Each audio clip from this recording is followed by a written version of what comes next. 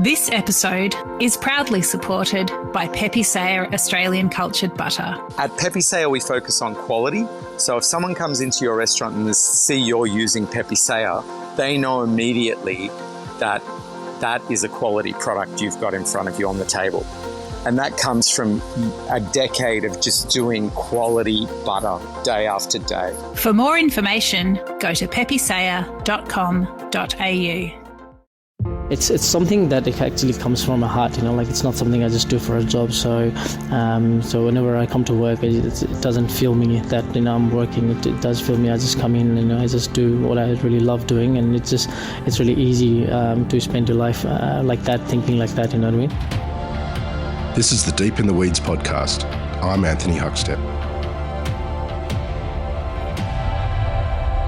I've spoken to many hospitality professionals about the importance of skilled international workers, how they are very much needed, not only from a skill set, but work ethic and adding colour, vibrancy and culture to the culinary landscape too. In the last decade, there have been many hard-working professionals landing in Australia from Nepal. And ask anyone in hospitality and they'll tell you they're renowned as hard-working, committed to the craft and have extraordinary stories too. Sushil Aryal is the head chef of Miss Pearl Bar and Dining in Melbourne. Sushil, how are you? I'm good, how are you? Good, it's good to have you on the show. You've got a pretty amazing job at the moment. Tell us a little bit about it. So it's a restaurant called Miss Pearl, which is recently opened. It's only been a month, and it's more of a sort of a mixed sort of Asian cuisine that we're doing here. It's mostly for the art precinct area. So there's a lot of people, around this area, just to sort of see the arts and the Melbourne Theatre Company, which we're at the moment. Definitely focused mostly on the the theatre patronise. It's a good place. You've had an extraordinary career in Australia. You're originally from Nepal. Take us back to when you were young. Well, I want to explore sort of the journey that you've had on food because it's quite extraordinary. What was food like for you as a kid? Food for me as a kid was quite simple, to be honest. I was from a sort of a middle class family, and we basically would eat rice, lentil, and some vegetables, and maybe occasionally some meat. So foods eaten in house in Nepal are quite simple, but it does depend on the festivals and lots of different sort of cultural aspects where the foods are a lot more elaborate and a lot vibrant and different as well. But daily consumption of food is quite simple, and I came to Australia when I was 18, so I didn't really had a chance of knowing in-depth knowledge about Nepalese food when I was a kid, but mostly the food I did eat at home obviously was cooked by mum, and it was delicious. Do you have any sort of stories or memories of some of those festive season sort of celebrations? Yeah, Nepal's renowned for its festivals, to be honest. We have almost like 40 to 45 public holidays just for festivals. Every festival sort of carries its a unique sort of a food with it as well. In Nepal, we've got probably about 80 different cultures. So, you can imagine sort of 80 different foods offering amongst those cultures as well. Where I was born, we're mostly Hindu, and our family is like a Brahmin, so pure vegetarian. So I'll call when our festival happens, the grandmothers or mothers, they would cook some vegetarian feast and bring in other relatives and just enjoy and connect with people. You weren't always going to be a chef. Tell us about the direction that you were going in originally. Well, I really wanted to study engineering, so I think that was my dream, and that's why I actually came to Australia. I studied quite well in Nepal, and I knew I couldn't afford to study engineering straight from coming from Nepal because it was quite expensive. But I thought maybe I would, work and study simple things for a couple of years, and then save some money and study engineering. But while I was doing that, I was working in a cafe in Bondi Beach called Brown Sugar, and it sort of hooked me in. I just started liking cooking, and the head chef back then, Neil, he was an amazing mentor, and he really made me feel that I can actually be a chef. And I started going to TAFE, and I just loved it, and since then, been cooking. Tell us a bit about those early days when you sort of found yourself in the hospitality sector. What were the real sort of important venues for you early on? To be honest, for first 3 years or so, I was struggling quite hard because I was not able to speak much English. It was the language barrier was quite problematic for me. I can still remember one day, one of the chefs told me to strain the fish stock, and then I sort of strained the fish stock, drained the liquid down the drain, and gave him bones. It was one of them. Like I had real issue with some languages, but I lived with one of my best mate back then, Bill Stamp, and he slowly taught me some English, and we sort of hang around, and English was improved, and once the English was improved, the communication barrier was away. It was much easier to communicate with chefs, and to learn more skills. And looking back at it now, I can't believe that I actually survived those hard 3 years, to be honest. You've worked at some pretty extraordinary venues. Tell us about your time in Melbourne in the early days with the likes of Cumulus and working with Josh Murphy and people like that. Look, I thought I had no chance getting a job at Cumulus Inc., thinking I had a cafe background in Sydney. But once I started liking cooking, I went to TAFE. I really wanted to work in a restaurant where I can progress myself and build a career onto. So I came to Melbourne for 3 days holiday, and ate in a few places, Movida, Cumulus Inc. I really loved those places. And when I went back to Sydney, I applied for a job when there was a vacancy in Cumulus Inc. And fortunately, I actually got called for an interview. Came in, I was actually surrounded by Andrew McConnell, Josh Murphy, Oliver, the general manager back then. I was very nervous. I was really nervous. I was only like 20, I was super nervous, but I sort of hold my calm and had a chat with them, and they actually liked me. And I started working around 2010 when Josh Murphy was a head chef. Not gonna lie, he was one of the angriest chefs I've ever met back then. I had some real issues with him for the first 6 months, but once I got to know him, and once he sort of honed my skills, because I was the guys back then would call me a maverick, because I was very I would cut shortcuts, and I would try to do things quick and not how it's normally done, and it's just that sort of that relentless from Josh Murphy actually taught me a lot. Taught me how to actually spend some time on recipes, and making sure everything tasted good, and making sure I was tasting a lot. So those days I still am very thankful for the chefs that I worked at Cumulus Inc. to sort of teach me and guide me through it, and made me where I am at the moment. The list of restaurants that you've worked at is quite extraordinary. What have been the real important sort of venues and people that you've worked with? Look, the Andrew McConnell company was definitely a highlight for my career. They definitely have a lot of progression for staff. They still do, and they had a lot more back then. They had sort of a real a drive towards teaching their staff well and training them. So Cumulus Inc. I would definitely be on top of my list. But apart from that, I did work at a restaurant called Spice Temple when Ben Pollard was head chef, and he was a really great mentor as well. And then after that, I did go to Vue de Monde, where I got a chance to work with Shannon Bennett for a little while. He was also a great mentor. He can be crazy every now and then, but he was a great guy. And Vue de Monde also taught me a lot in terms of being very, very focused, and the recipes they were using was quite technical, and I was very new to it as well. So that place was also changed a lot for me. But then I did sort of a month stars at Bray. This was around 2014-15, and that just opened the whole different scenario of where I was. I thought I knew cooking, but then once I worked there, I was like, I have no idea how they're doing things. You know what I mean? Like it was just crazy. Me being a simple guy from Nepal, just wanted to cook in a restaurant, and working there was just a whole different ballgame. It was just it changed my mind and how I would approach food.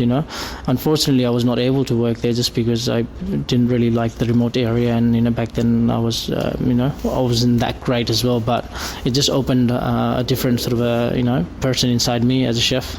Do you have any stories of sort of experiences at Bray that sort of really flicked on a switch for you?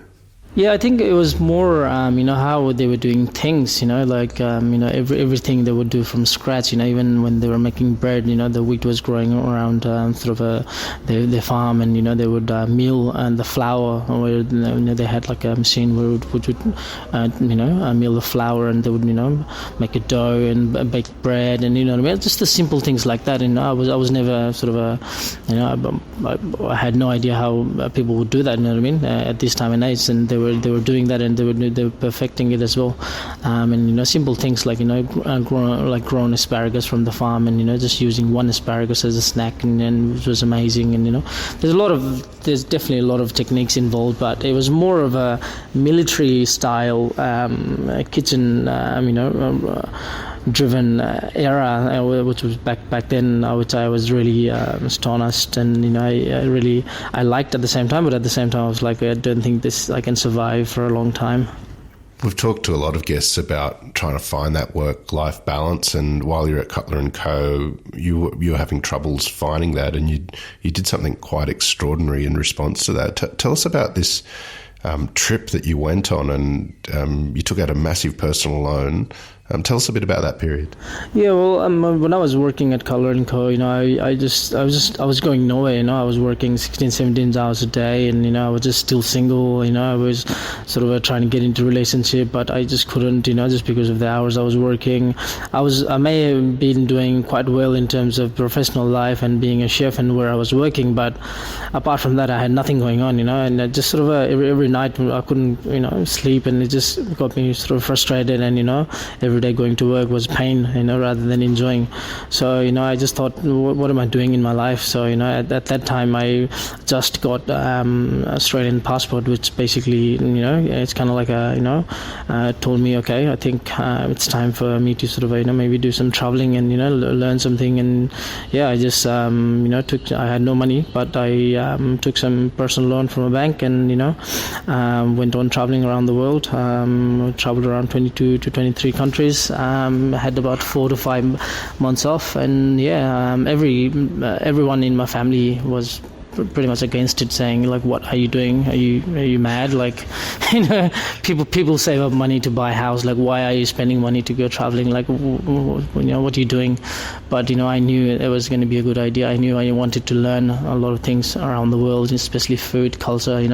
I always dreamt of sort of things like I when I was a kid, I always dreamt of being in Machu Picchu. Like it was one of those places I really wanted to go. Same as like the Eiffel Tower in France. I really wanted to achieve and do those things that I really wanted when I was a kid, and that was the only chance I could do that. So I just didn't listen to anyone and just did it, and it was one of the best decisions I've ever taken. Tell us about some of the countries that you went to and the food experiences that you had that sort of impacted you so much.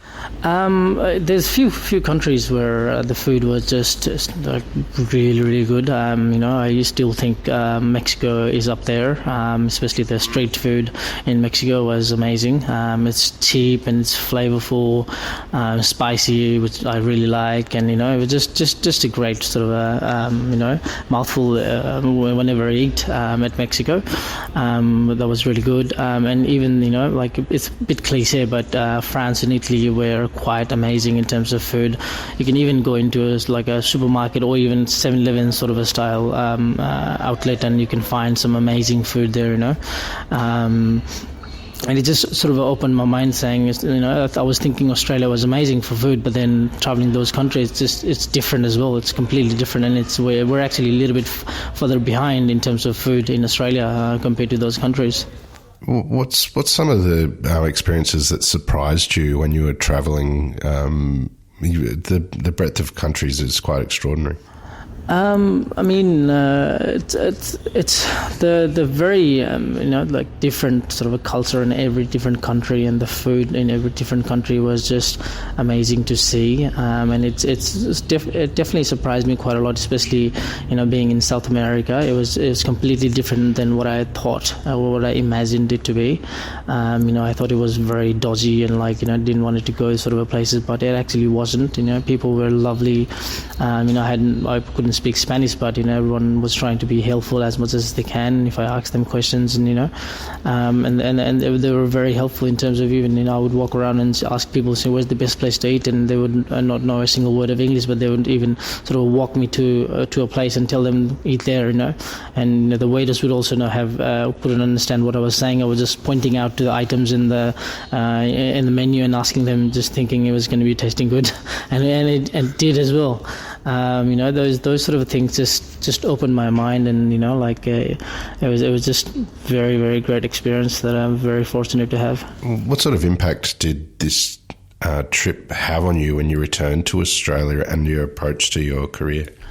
I think it just grew me as a chef, a little bit more elaborate. I did learned a lot in terms of just the food knowledge and, the techniques that I seen people using even on streets, and, it opened my mind. And so whenever I think of an ingredient nowadays, I don't just go one-dimensional, I can think of like 5 different ways to do it, It doesn't matter if it's, it's a simple pumpkin, then, I can think of cooking in 5 different ways, maybe a Mexican style, or South American style, or what I mean. It just opened my mind a little bit more, and just the approach towards the food as well, I think. You mentioned that your experiences in Nepal and food were as a kid, but you went back there as part of your travels to trek across Nepal. What was that like for you? Look, that was again amazing experience. When I was a kid, or until I came to Australia, I had not even seen a snow. Thinking people from Nepal, people think I live in bottom of Mount Everest. But I'm from Kathmandu, and the Himalayas are quite far from there. And we, not being the richest family, I could not afford to go there when I was a student. So when I went back, I've been there probably 8-9 times now since I came to Australia, but every time I go there I try to do these little trekkings that I really wanted to do.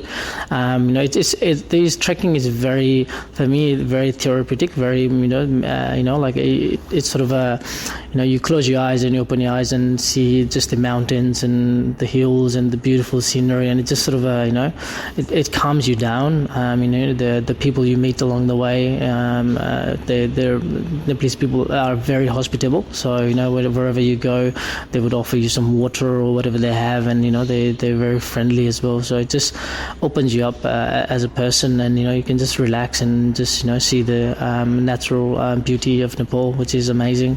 I've done the Mount Everest sort of a base camp trekking, where everyone really wants to go, and it's one of the great experience I've had in terms of trekking. And there's another one, really good one in Nepal. It's Annapurna circuit, which people take about 21 days to sort of complete, which I did in 6 days, which was crazy. And I was quite I was not ready for it, but I still went with one of my cousin. We didn't expect it was going to snow, so midway through it started snowing, and we didn't have any snow gear as well. So we actually bought some casual sort of rainy boots, and walked around the snow, and I almost lost my toe because of that. It was so now when I go trekking, I definitely gear up, buy the actual gears, and just don't try not to be one of them in person, to be honest. When you returned to Australia, life changed quite a bit. You got head chef roles with Tokyo Tina and got married and started a family. How different has that what sort of impact has that had on you? I think once you do get married, and especially once you have a kid, your priority starts sort of shifting slowly. I still love cooking. I still have a responsible to do in my restaurant, and but at the same time I'm a responsible father as well. So my priority sort of becomes almost 50-50. Whereas before it was all sort of work driven and work focused, and nothing else apart from work. But nowadays, when you have have a day off where you actually don't have a chance to think about work because there's so much going on at home, especially having 2 kids. And now sort of my approach towards work has changed in terms of, I try to manage as much as possible and try to teach the staff that, they can be sort of a self-sustained. They don't have to, sort of reach out to me every second hour to, ask for something. And, just the approach I take is completely different since I have a family now. Take us into the kitchen. You've been the head chef in a couple of different roles now. What's your approach in the kitchens? For me, I try not to do everything myself. I always have some divide jobs between the kitchen, like responsibilities towards the sous chef or the chef de partie or the commis chef, because they feel being a part as well. Because I would hate for a chef de partie to come to work and just cook and go home. Like they need to learn as well because they're the next sous chef. So. Those sort of techniques or the training that if we give them, then they sort of stay for a longer, and also they progress themselves, which is a main thing. So I recently took this job, but I also went for a month holiday to Nepal. For the first few weeks, if I did not train my chefs, I was not able to do that. So I really focus on training my staff, especially just so once the kitchen is trained, the staff are trained, like you don't have to do anything, you know what I mean? Like you can just do some menu change and you can, making sure everything's tasting perfectly fine and amazing and how it's supposed to be. And, it's sort of a self-runs as long as you have a trained chefs. Tell us about the food that you're cooking, Miss Pearl. Do you have a dish or two that kind of exemplifies where you're at the moment? Yeah, I mean, as I said, the food at Miss Pearl is a very mixed Asian. We've got sort of flavors from Vietnam and Thailand and sort of Japan in one menu, to be honest. But there's a couple of dishes in here which I really love and, had some deep-rooted sort of a meaning in my heart, to be honest, because a lot of these skills that I've learned throughout my career and throughout working in various restaurants, I've sort of applied those techniques and flavors into this menu as well. The simple things as a vegetarian mains that we have is sort of a crispy eggplant with the mapo sauce and white pepper and Thai basil. The eggplants are quite crispy, fried in a batter, but then on the bottom you've got a silken tofu with a really nice mapo, sort of a Chinese sauce, which has a really depth of flavor and kind of like it's sort of it's got crunchy, it's got silkiness, it's got sort of the texture from the mapo and a little bit of a heat from the white pepper and sort of fragrance from Thai basil. So dishes like that, those dishes I used to make them quite a lot in Spice Temple, the crispy eggplant, but I took that and made sort of my own version, combining those flavors that I really like. You, like many hospitality professionals, move to Australia and build a career and a life. What's it been like for you, and what sort of advice would you have for anyone that makes that sort of move to a new country and building a life?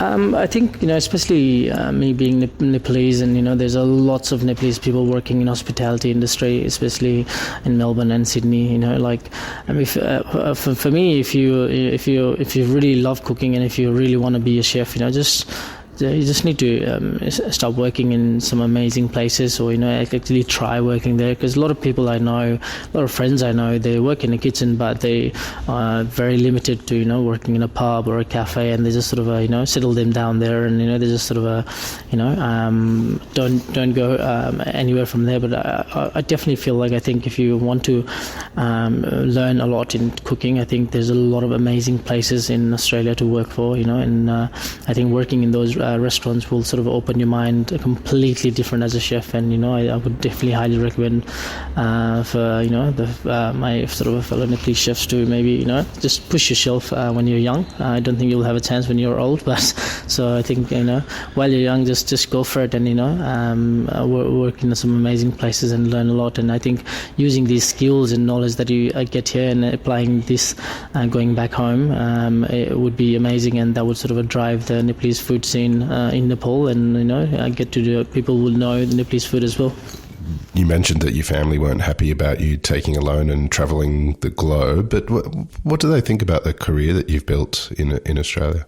Look, I think as a chef in Nepal, it's not taken seriously by people, to be honest. Like they still think, oh, you're just a cook. Like, is that it? What you do for your life? Like it's not like a lot of people are from sort of my age group and my college friends. They're like engineers or doctors or like IT technicians, and that's what sort of these subcontinent countries people want to do. But being a chef is probably not one of their sort of a dream job. So I did find quite hard, last 6-7 years ago, explaining to my family and my sort of relatives that I'm a chef, but they would just they wouldn't care, to be honest. But now they they know that I've worked in restaurants for a long time. They know I've been working as a head chef, and they know I've been sort of a renowned around the Nepalese community as well. So they sort of now have that respect towards hospitality scene as well. And it's the scene's changing a little bit in Nepal as well nowadays. It's not there was very uncommon for Nepalese people to go to restaurants and eat dinner, but now it's getting a little bit more common, and people are sort of doing that and spending money on that as well. So it's definitely changing scenery over there as well now. Well, you've built an amazing career here, and I know Miss Pearl's only just sort of opened, but it's already making an impact. What do you love about what you do? Look, as I said, I love food, and like every sort of a time I am in front of a stove, I just get into it, and I love cooking, and the flavors, and it's something that it actually comes from my heart. Like it's not something I just do for a job. So whenever I come to work, it doesn't feel me that I'm working. It does feel me. I just come in, I just do what I really love doing, and it's really easy to spend your life like that, thinking like that. You know what I mean? Especially if you have a family. If you don't like what you're doing, then life can be really, really tough and hard. So for me, I'm quite fortunate that I am working in a place where I love working, and the things that I like doing, which I am doing. So yeah. Well, Sushil, congratulations on what you are doing, and we've loved having you on Deep in the Weeds today to hear your story. Please keep in touch, and we'll catch up again soon. Great, thank you so much for having me on, and yeah, thank you. This is the Deep in the Weeds podcast. I'm Anthony Huckstep. Stay tuned as we take a deep dive into the lives of the incredible people who ply their trade in the food and hospitality sector. Special thanks to executive producer Rob Locke for making this all happen. Follow us on Instagram at Deep in the Weeds Podcast, or email us at podcast@deepintheweeds.com.au. Stay safe and be well.